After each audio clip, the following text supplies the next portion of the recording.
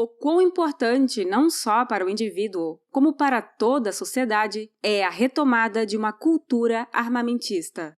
Este é o Visão Libertária, sua fonte de informações descentralizadas e distribuídas.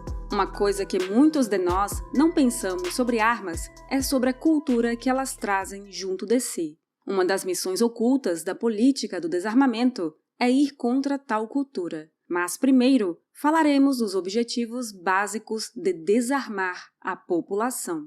O primeiro é puramente para proteger a criminalidade. Sim, isso mesmo que você ouviu, para proteger e incentivar criminosos a cometerem mais crimes. Parece algo bizarro. Contudo, devemos lembrar que a mentira básica para a existência do Estado é a proteção da sociedade. Mas proteção contra quem?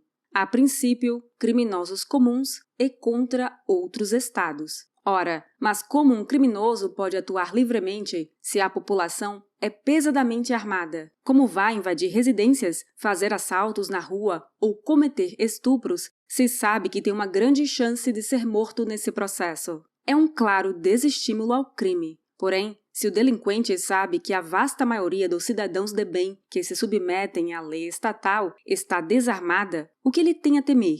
Mas o que o Estado ganharia com isso? Muito simples, uma ótima justificativa para aumentar impostos para a segurança pública, contratar mais policiais que só servem para proteger o Estado, criar mais leis que violem a privacidade dos cidadãos, ou seja, apenas para justificar o seu próprio crescimento, o Estado aumenta imensamente um problema que sempre existiu, a criminalidade, e quer te cobrar mais por não conseguir resolvê-la. Além disso, com toda a insegurança causada, boa parte da população fica preocupada demais em simplesmente chegar em casa ou no trabalho vivo. Portanto, fica mais difícil, especialmente para os mais pobres, se preocuparem em ir contra decisões estatais absurdas, especialmente aumento de impostos ou leis que restringem ainda mais a liberdade. Caso ainda não tenha se convencido da intenção da lei do desarmamento, utilizarei as palavras do nosso querido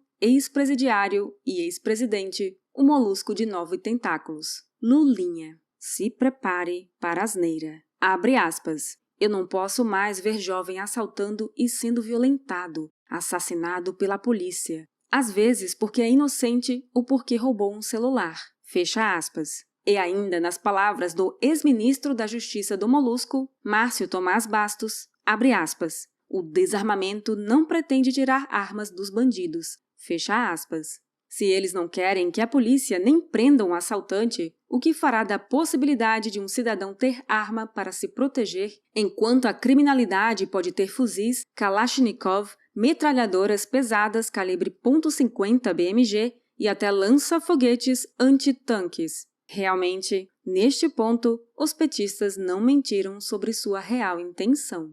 Já que falamos em impostos, muitos acham que armas são demasiadamente caras no Brasil, mas se esqueceram que, em média, 75% do preço de uma arma é de impostos, o que cria uma cruel barreira de compra para os mais pobres. Apenas para se ter uma ideia, o preço de armas de entrada, como uma pistola 9mm ou mesmo uma escopeta calibre 12, custa em torno de R$5.000. Sem contar os custos para as licenças de compra ou para se tornar um atirador. Explicamos melhor como adquirir uma arma em outro vídeo daqui do canal, intitulado Saiba como ser CAC e comprar uma arma de fogo legalmente. Ainda entra um último fator que é o oligopólio formado por poucas empresas, a maioria estatais, que fabricam armas e munições no Brasil. Fica claro que o Estado não quer que os mais pobres e mais vulneráveis tenham formas efetivas de se defenderem. Mas é curioso como a grande maioria dos desarmamentistas que defendem o desarmamento e tem dinheiro para pagar por seguranças armados, mora em condomínio de luxo ou está em algum palácio e não tem que se preocupar se vai ser assaltado ou morto voltando para casa depois do trabalho. O desarmamento também serve perfeitamente para facilitar a dominação de uma população por outra, ou para o seu extermínio. Acha tal ideia absurda? Então saiba que Saddam Hussein só permitia que seus apoiadores tivessem armas. Stalin, Mao Zedong e tantos outros ditadores socialistas genocidas desarmaram as populações de seus países antes de condenar milhões à morte, em sua grande maioria de fome. E sempre, qual era a desculpa? Segurança. Mao tem uma frase que exemplifica bem o real objetivo desarmamentista. Todo poder nasce do cano de um fuzil. E a questão é exatamente essa. O que empodera um indivíduo para efetivamente se defender contra criminosos comuns, assim como contra os criminosos que usam farda ou algum distintivo a mando do grande líder, prefeito ou governador, é possuir uma arma. Afinal, como você efetivamente vai se proteger quando aquele Estado que, abram-se muitas aspas, deveria proteger você, é quem, na verdade, tenta roubar, escravizar e impedir seu acesso ao trabalho ou mesmo te mandar para o paredão? No Brasil não foi diferente. O pior flagelo ditatorial que por aqui já passou, Getúlio Vargas, foi o primeiro a querer restringir o acesso a armas e a calibres, medida que infelizmente vigora até hoje. Sendo que mesmo com todos os avanços com os decretos de Bolsonaro, ainda assim, apenas o Estado pode ter armas automáticas ou acima de determinado calibre. Existe a famosa frase que era usada como slogan de venda dos primeiros revólveres da marca Colt: Deus fez os homens diferentes, Samuel Colt tornou-os iguais. Irônico como os socialistas sempre dizem que buscam a igualdade, mas é incrível como sua hipocrisia vem à tona quando o assunto são armas, pois elas são um real equalizador.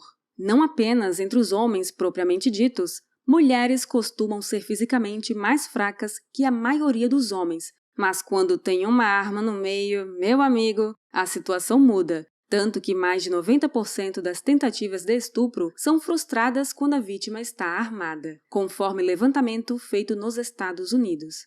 Mas é tão curioso que você nunca vai ver uma feminista defendendo isso. E isso não se aplica apenas às mulheres, mas também a idosos, pessoas com deficiência ou mesmo um homem mais fraco fisicamente que outro. E também contra animais, como é o problema causado pelo java-porco que destrói plantações, ataca outros animais e até pessoas. Mas isso é tema para outro vídeo. Existe ainda uma outra questão bem mais profunda e perversa com relação ao desarmamento, com sua ideia básica de que você tem de ser uma vítima e não reagir em hipótese alguma. Tal ideia começa a afetar a capacidade de reação das pessoas contra praticamente quaisquer absurdos e injustiças, especialmente aqueles impostos pelo Estado, ou seja, castrando o ímpeto de reagir individualmente. Ou seja, quer-se mitigar completamente os direitos naturais, pois não existe direito mais básico que o de proteger a própria vida. Se você é impedido, e pior, até criminalizado por isso, logo, você não terá mais direito a absolutamente nada. Sua vida, seus entes queridos e seus bens estarão sempre à mercê de algum agressor. E não tem agressor pior que aquele que luta pelo bem comum. Comumente, ouvimos que um dos objetivos do comunismo é acabar com a família, o que é verdade, afinal, é através da perpetuação da família que a propriedade é mantida ao longo dos anos. Mas como o desarmamento interfere na família? Além das questões mais óbvias que já falamos, existe uma outra mais profunda. Em países em que a cultura armamentista é mais forte, como nos Estados Unidos, por exemplo, é muito comum pais já levarem os filhos a clubes de tiros ou os ensinarem por conta própria o manejo de armas de fogo. E isso ajuda muito a fortalecer o vínculo familiar, além de dar uma noção aos filhos que existem meios de defender a si mesmo e seus entes queridos, caso necessário. Uma pessoa que sabe manusear uma arma desde cedo também é uma segurança para a sua comunidade. Caso um vizinho esteja sendo roubado, esse mesmo jovem pode ajudá-lo a se proteger. Ou seja, se cria um senso de proteção comunitária. De fato, em países muito armados, a maioria dos criminosos tem medo de invadir residências tanto por esse fator, como por haver uma grande probabilidade do próprio morador estar armado.